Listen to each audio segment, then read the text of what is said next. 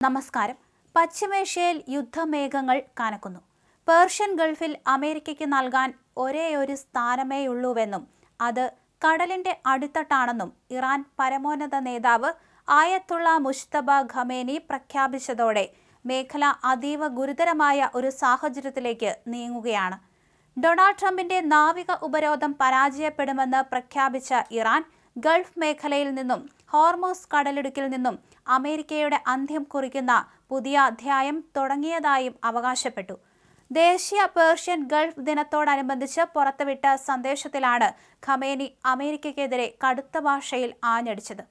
ആയിരക്കണക്കിന് മൈലുകൾക്കപ്പുറം അധിനിവേശ മോഹങ്ങളുമായി എത്തുന്ന വിദേശികൾക്ക് ഇവിടെ സ്ഥാനമില്ല. അയൽ രാജ്യങ്ങളുമായി ചേർന്ന് ഈ ജലപാതയുടെ നിയന്ത്രണം ഇറാൻ ഏറ്റെടുക്കും.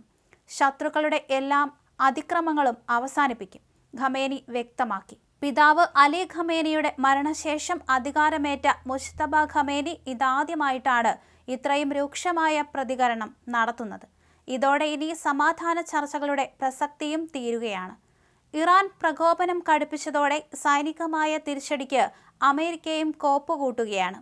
ഇറാന്റെ തന്ത്രപ്രധാന കേന്ദ്രങ്ങളിൽ കനത്ത പ്രഹരമേൽപ്പിക്കാനുള്ള രഹസ്യ പദ്ധതികൾ സെൻട്രൽ കമാൻഡ് മേധാവി അഡ്മിറൽ ബ്രാഡ് കൂപ്പർ പ്രസിഡന്റ് ട്രംപിന് മുന്നിൽ സമർപ്പിച്ചു.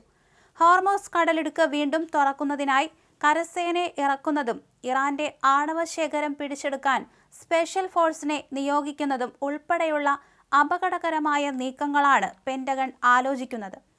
വാഷിംഗ്ടണും ടെഹ്റാനും തമ്മിലുള്ള വാക്പോരും സൈനിക നീക്കങ്ങളും ആഗോള വിപണിയെയും പിടിച്ചുലച്ചിരിക്കുകയാണ്.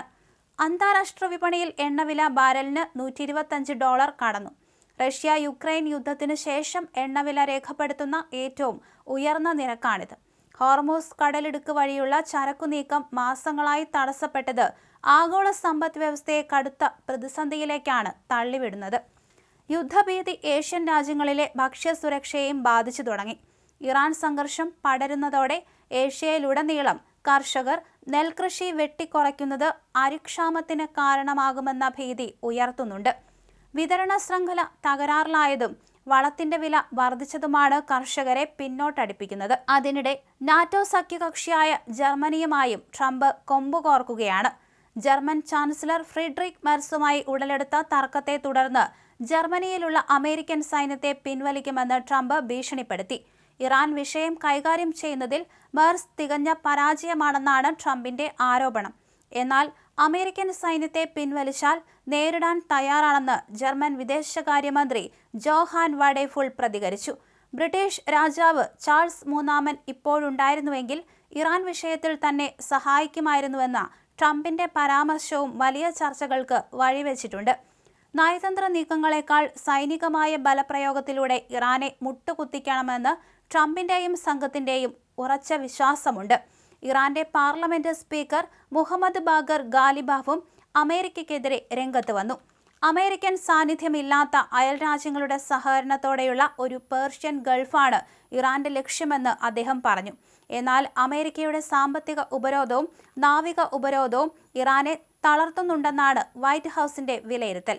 നിലവിൽ ഹോർമൂസ് കടലിടുക്ക് കേന്ദ്രീകരിച്ച് വൻ യുദ്ധസന്നാഹമാണ് ഇരുപക്ഷവും ഒരുക്കിയിരിക്കുന്നത്.